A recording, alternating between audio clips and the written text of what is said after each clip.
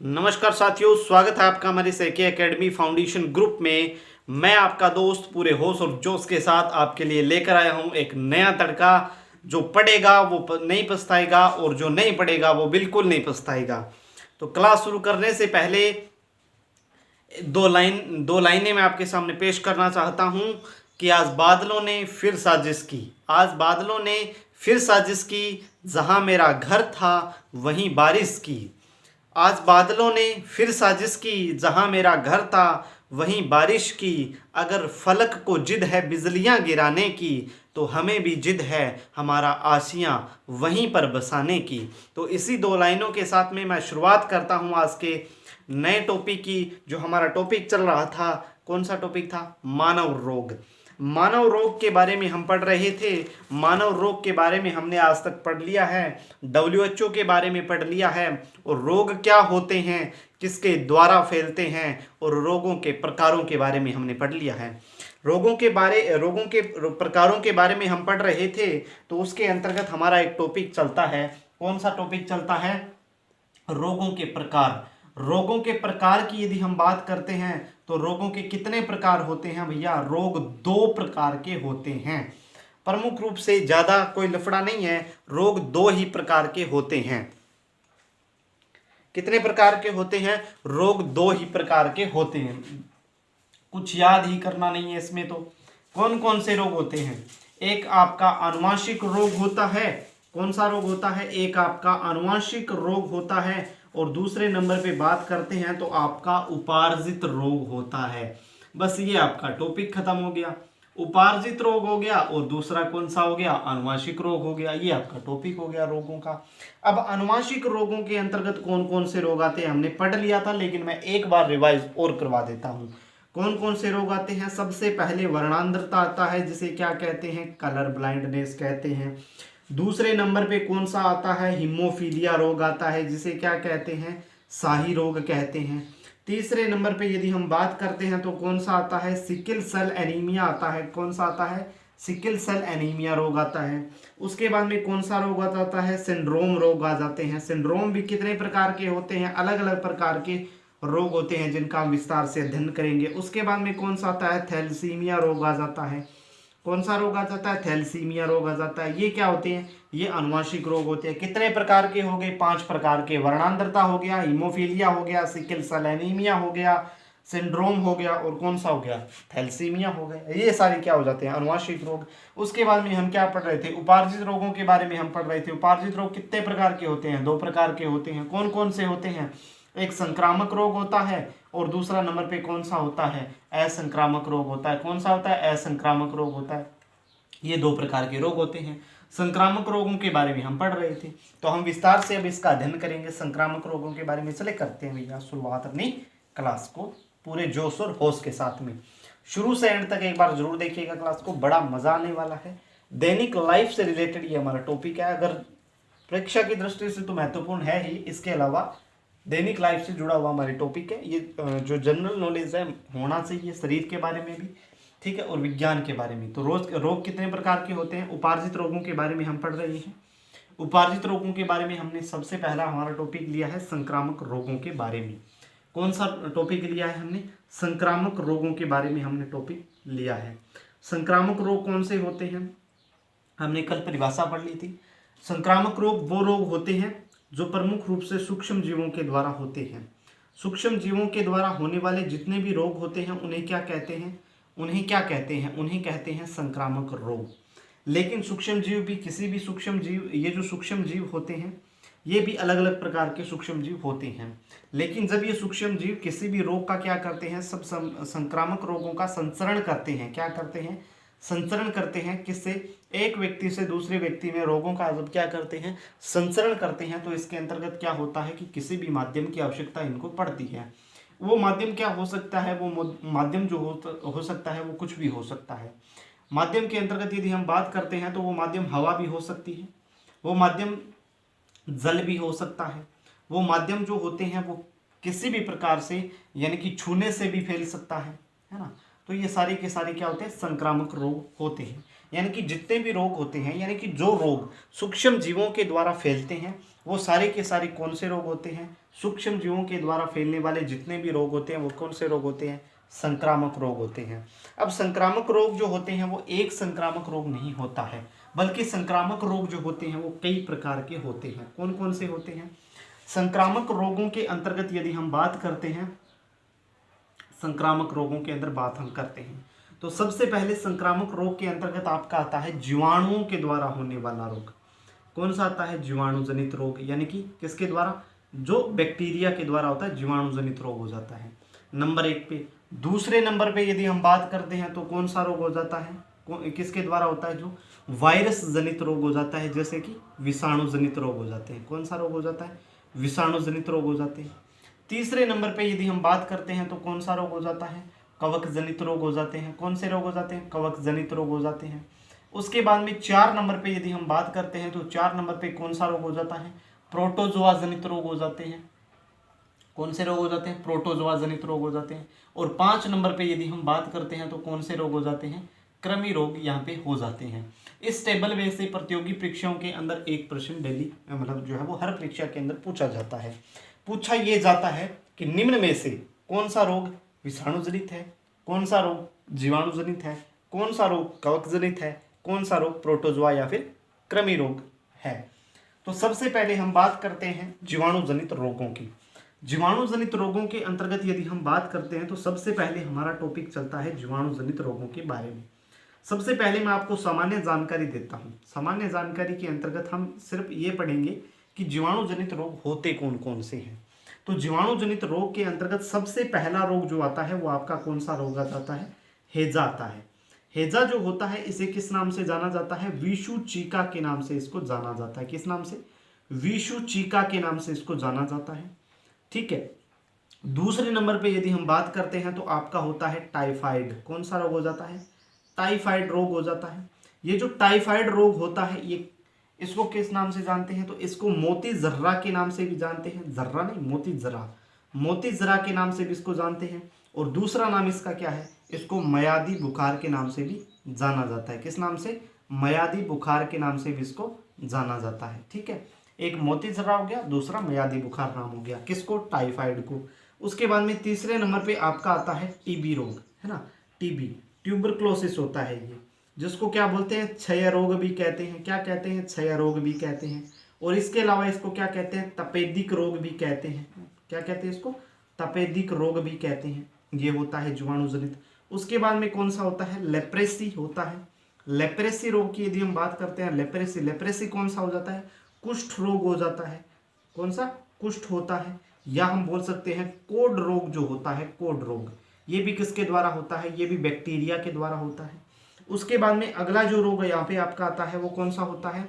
Pneumonia रोग हो जाता है। न्यूमोनिया न्यूमोनिया जो होता है वो सामान्यतः बच्चों के अंदर ज्यादा होता है, न्यूमोनिया, है ना। उसके बाद में आपका हो जाता है डिप्थीरिया। कौन सा रोग हो जाता है? डिप्थीरिया। डिप्थीरिया के बाद में ये भी कौन सा है? ये भी एक क्या है? बैक्टीरिया जनित रोग है। डिप्थीरिया के बाद में कौन सा रोग हो जाता है? आपका प्लेग रोग हो जाता है। ये भी किसके द्वारा होता है? ये चूहे के द्वारा फैलता है, लेकिन ये बैक्टीरिया जनित रोग है। उसके बाद में कौन सा हो जाता है? कौन सा हो जाता है? गोनेरिया रोग हो जाता है। कौन सा हो जाता है? गोनेरिया रोग।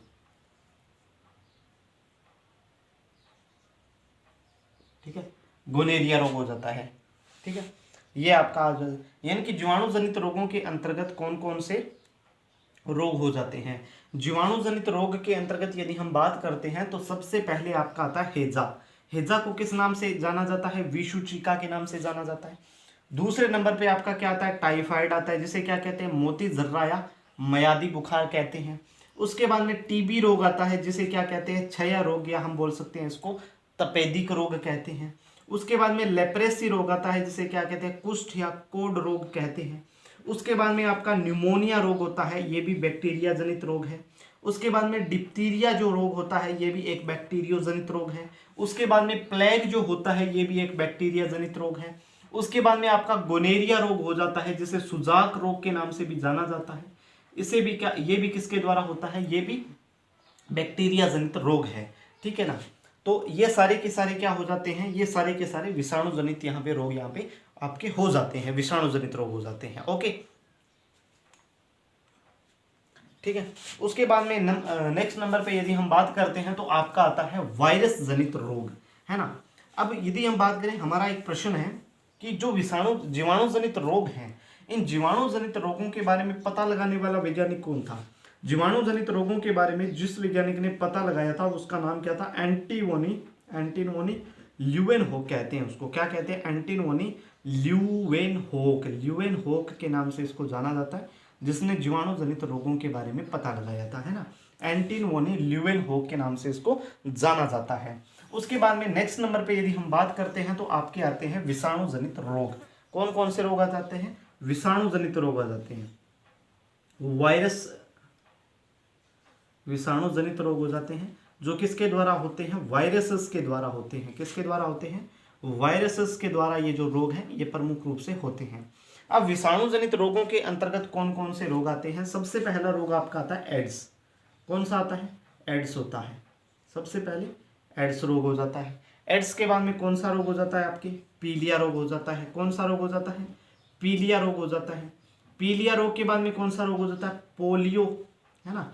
ये भी किसके द्वारा होता है, ये भी वायरस के द्वारा होता है, पोलियो रोग, है ना। उसके बाद में नेक्स्ट नंबर पे बात करते हैं तो चेचक होता है। कौन सा होता है, चेचक होता है, जिसे क्या कहते हैं, बड़ी माता कहते हैं। क्या कहते हैं, बड़ी माता कहते हैं। उसके बाद में नेक्स्ट नंबर पे आपका आता है चिकन पॉक्स। कौन सा होता है, चिकन पॉक्स कहते हैं। चिकन पॉक्स जो होता है इसे क्या कहते हैं, चिकन पॉक्स को कहते हैं भैया छोटी माता।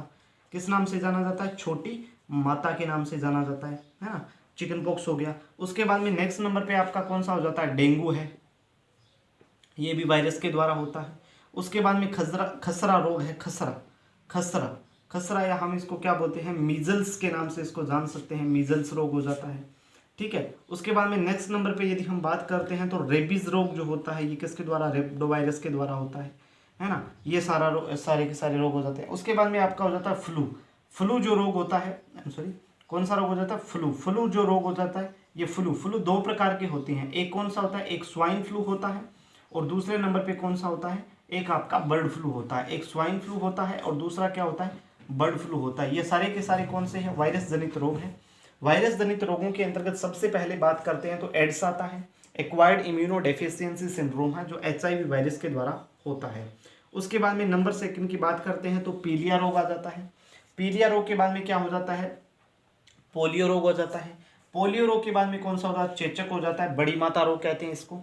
चिकन पॉक्स हो जाता है, छोटी माता रोग कहते हैं, है ना। डेंगू हो जाता है, खसरा या मीजल्स कहते हैं, खसरा या मीजल्स रोग हो जाता है। रेबीज हो जाता है, फ्लू रोग हो जाता है। फ्लू कितने प्रकार का होता है, दो प्रकार का होता है, एक स्वाइन फ्लू होता है और दूसरा बर्ड फ्लू होता है।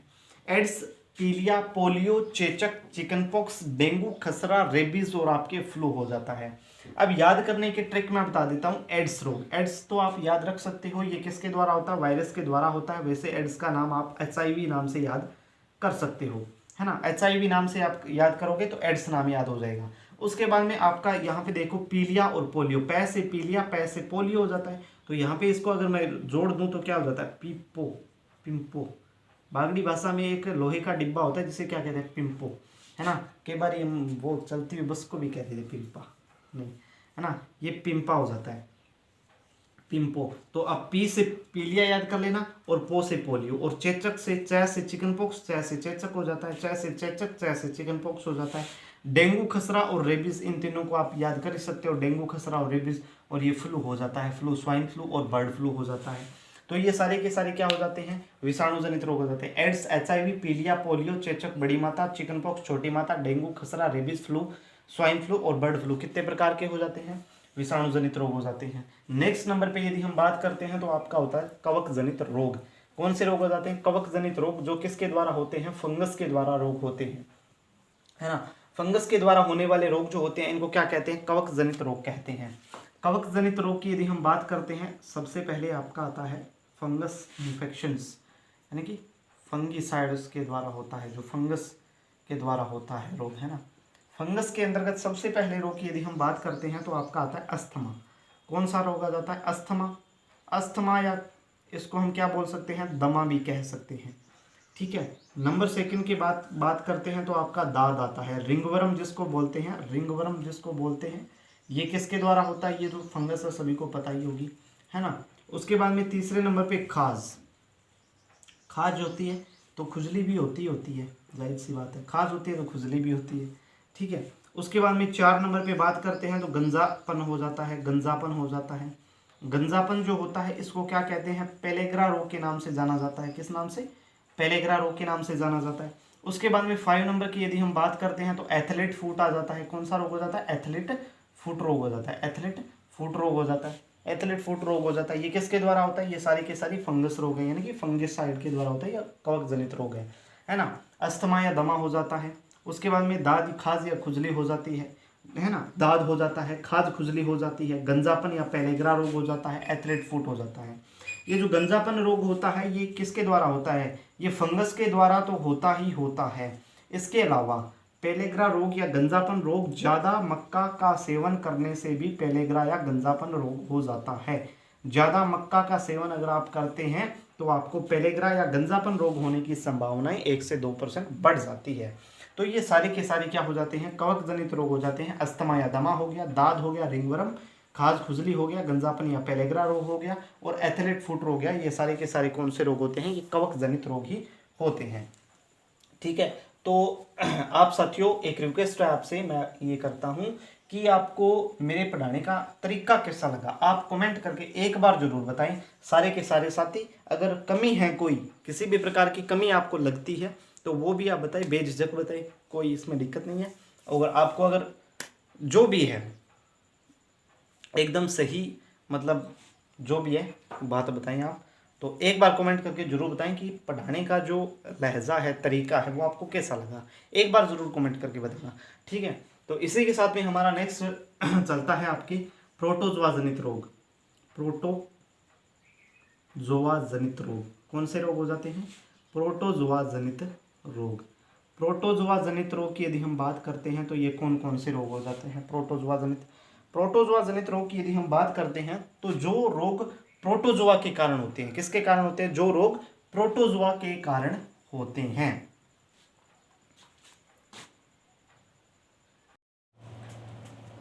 तो उसके बाद में हम बात कर रहे थे प्रोटोजोआ जनित रोगों के बारे में। तो प्रोटोजोआ जनित रोगों की यदि हम बात करते हैं तो प्रोटोजोआ जनित रोगों के अंतर्गत कौन कौन से रोग आते हैं? प्रोटोजोआ जनित रोगों की यदि हम बात करते हैं तो इसके अंतर्गत सबसे पहली बात करते हैं तो आता है मलेरिया। कौन सा रोग आता है? मलेरिया रोग आता है। उसके बाद में 2 नंबर पे यदि हम बात करते हैं प्रोटोजोआ जनित रोग से संबंधित तो इसके अंतर्गत आपका आता है कालाजार। कौन सा रोग आता है? कालाजार रोग आता है।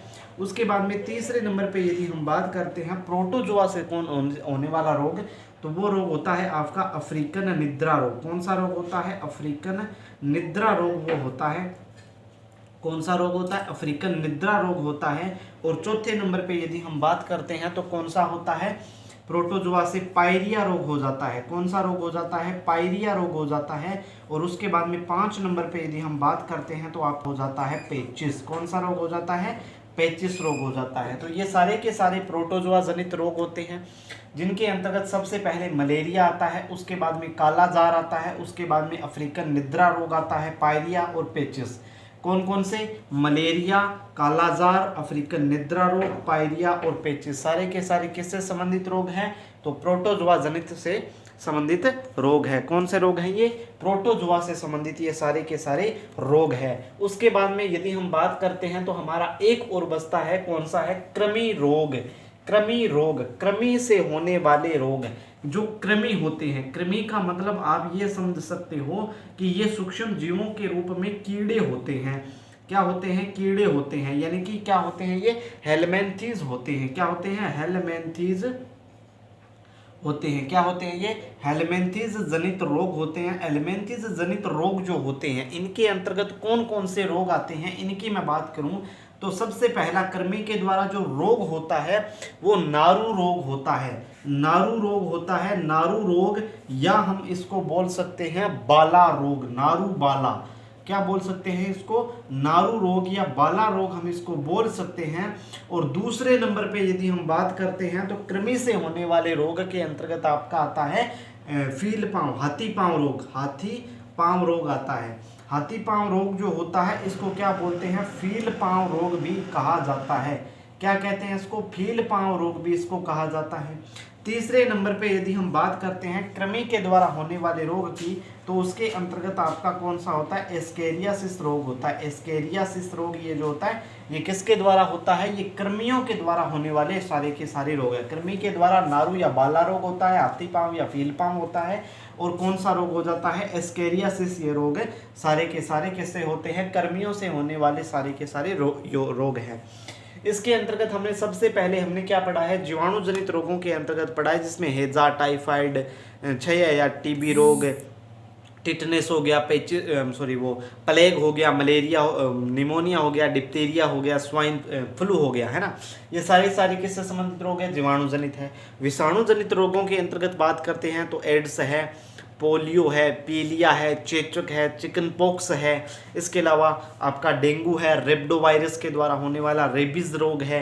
ये सारे के सारे विषाणु जनित रोग हैं। कवक जनित रोगों की बात करते हैं तो अस्थमा या दमा है, इसके अलावा दाद है, खाज खुजली है, गंजापन है, एथलेट फुट रोग जो होता है, ये सारे कवक जनित रोग है। प्रोटोजोआ जनित रोगों की बात करते हैं तो इसके अंतर्गत आपके मलेरिया आता है, ठीक है। उसके बाद में आपका कालाजार आता है, अफ्रीकन निद्रा रोग आता है, उपाइडिया आता है, और कौन सा आता है, पेचिस रोग आता है। उसके बाद में कृमि रोग की यदि हम बात करते हैं तो कृमि रोगों के अंतर्गत यदि हम बात करें तो कृमि रोग के द्वारा नारू या बाला रोग हो जाता है सबसे पहला। दूसरे नंबर पे बात करते हैं तो आपका हाथी पांव या फील पांव रोग हो जाता है। तीसरे नंबर पे बात करते हैं तो एस्केरियासिस रोग यहाँ पे हो जाता है। तो ये हमारा टॉपिक था मानव रोग। कल हम इनका विस्तार से अध्ययन करेंगे, असंक्रामित रोगों के बारे में पढ़ेंगे।